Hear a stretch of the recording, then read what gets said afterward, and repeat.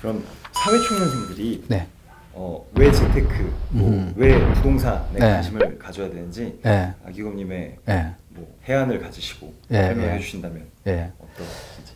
기본적으로 이제 저도 월급쟁이 출신이거든요. 월급쟁이 출신이고 한 30년을 제가 월급쟁이를 했으니까 그 회사에서 월급은요 충분히 많이 주지를 않아요. 자기가 생활비 플러스 조금 알파 정도지 월급 받아가지고 그냥 펑펑 쓸 만큼 주는 회사는 없습니다. 그게 적게 주는 거죠. 그러면은 이제 문제는 뭐냐 하면은 내가 회사를 다녀가지고 한 30년을 다닌다고 가정해 보면은 은퇴 후 사망에 이르기까지도 한 30년 정도 지나거든요.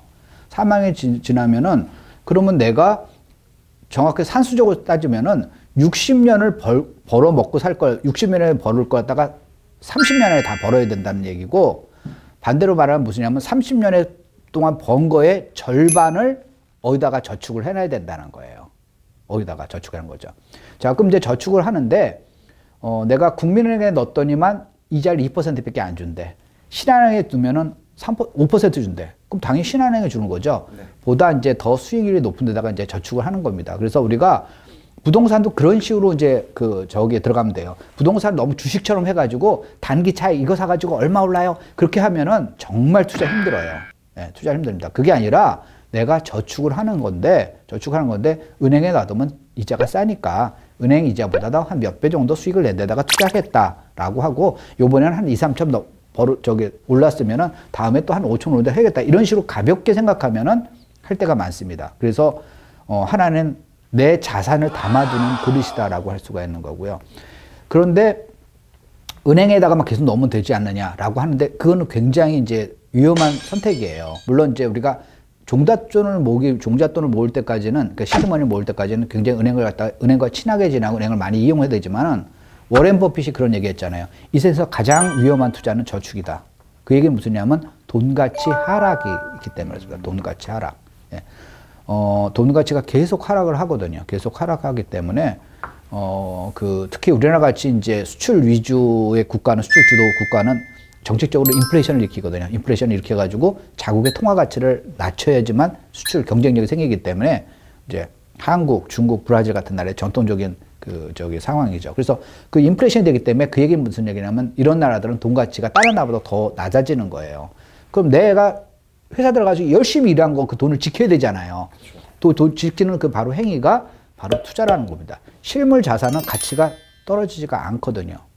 실물 자산은 이제 그대로 가는 거기 때문에 내가 이 자산이라는 측면과, 그러니까 내가 자산이라는 측면과 또는 이제 실물 자산이라는 측면과 현금이라는 측면, 그 두 개를 같이 봐야 되는 거예요. 그래서 단순히 한 군데만 너무 몰아하는 건 좀 위험하고요. 또 반대로 그래 투자가 중요해. 그러니까 막 대출 이빨 껴가지고, 이제 나쁜 얘기네. 대출을 최대로 쳐가지고 그다음에 그거 갖다가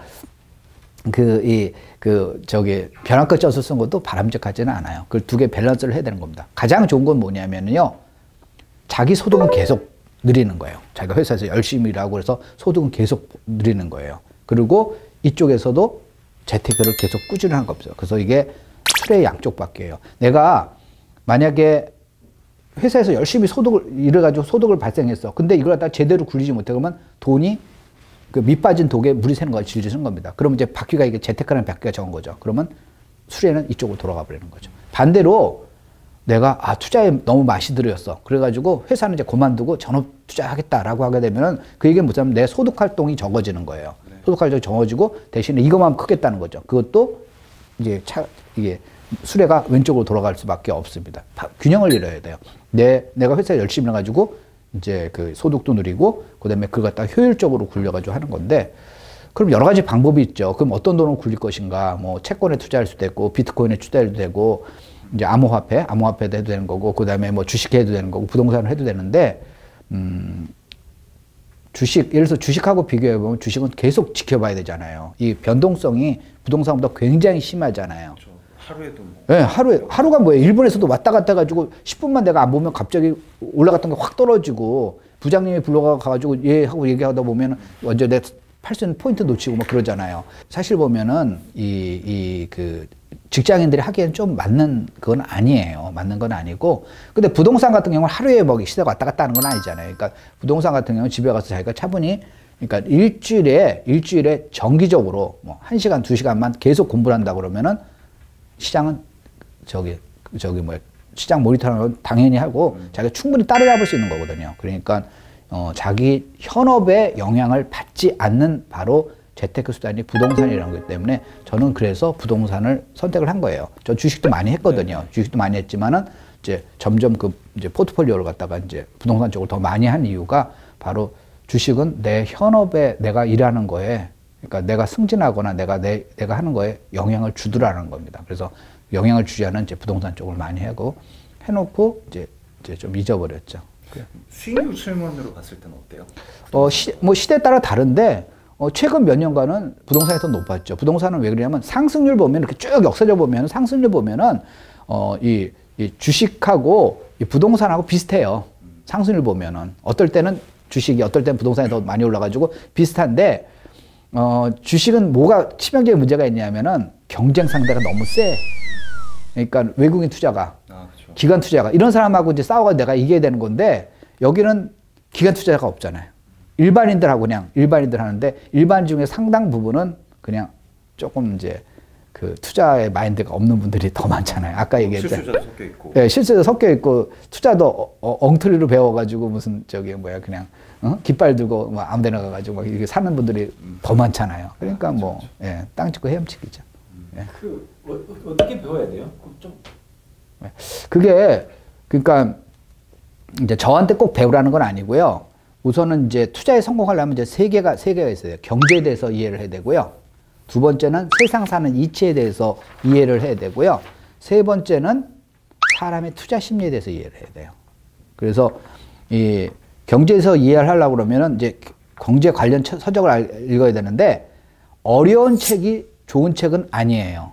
그러니까 가장 좋은 책은 뭐냐면은 만화로 읽는 경제학 원론.